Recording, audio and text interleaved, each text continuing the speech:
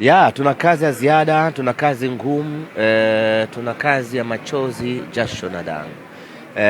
TRA wanapokuwa nyumbani kwao hapa wanakuwa ni timu isiyotabirika. Haya matokeo ambayo wameyataja si matokeo ya bahati mbaya, ni matokeo ya mipango na miundombinu mizuri ambayo wameestablish ndani ya timu yao.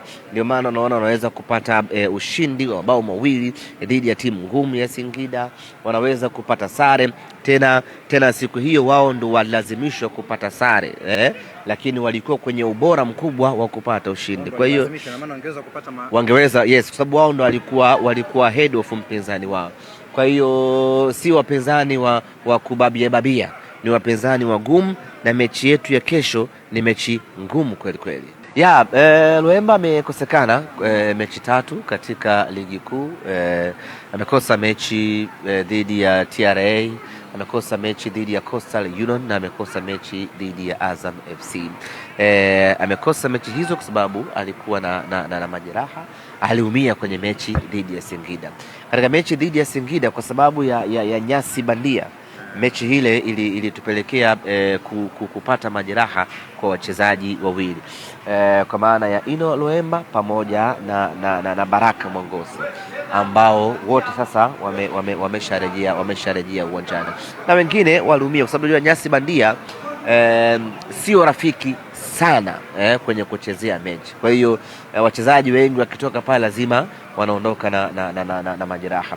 Kwa hiyo aliumia katika mchezo ule, akakosa mechi 3 ambazo amezikosa.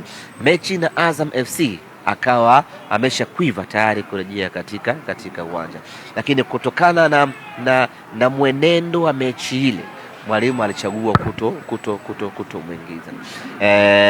Hakuanza, maanake ni kwamba pengine mwalimu angeweza kumtumia kipindi cha pili, lakini kipindi cha pili tumeingia, bado mechi ni ngumu, huwezi kuriski kumwingiza mchezaji ambaye ametoka kwenye majeraha, tena aliumia kwenye mechi unaofanana na Azam FC.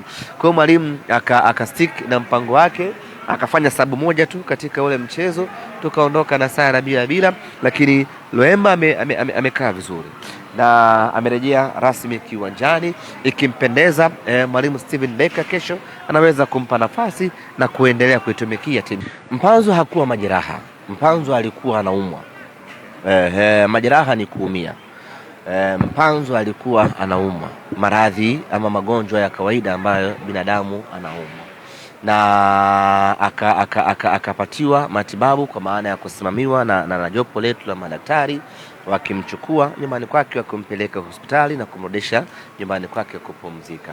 Amepona, tunamshukuru Mwenyezi Mungu, na sasa amesharejea kuja kuitumikia timu yake. Mmemuona safarini na mnamuona kwenye mazoezi yakiendelea kama kawaida.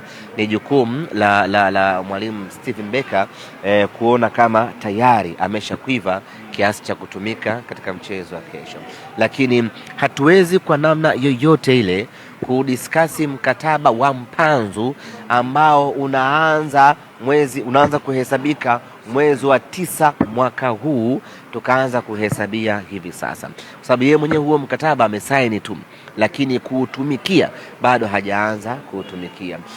Mpanzu kwa sasa yupo kwenye mkataba wake wa awali ambao unaisha mwezi Septemba mwaka huu. Maana yake ni hadai hata pumzi.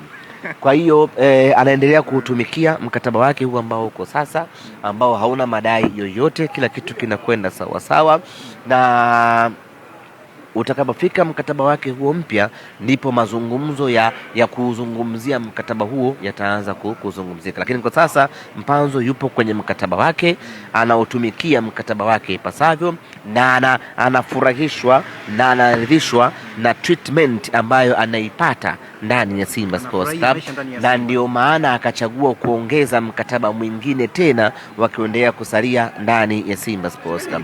Hayo ni maneno ya watu ambao hawaitakii mema Simba Sports Club na hawataki utulivu ndani ya Simba, ndio maana wakaamua kuzusha namna hiyo. Na mimi niwaambie wana Simba, lazima tuwe na kipimo cha kupima. Kuna uzushi mwingine ukitolewa, mwana Simba tu na upima mwenyewe. Yani mchezaji professional kama alivyo Mpanzu anawezaje akagomea kuutumikia mkataba wake wa sasa kwa sababu tu anadai mkataba ambao bado haujafika muda wake kuutumikia? Amesaini mkataba kwa makubaliano na klabu yake Simba, yote ambayo yanahitajika katika mkataba wake mpya yatatimizwa na ataendelea kuitumikia klabu yake pendwa.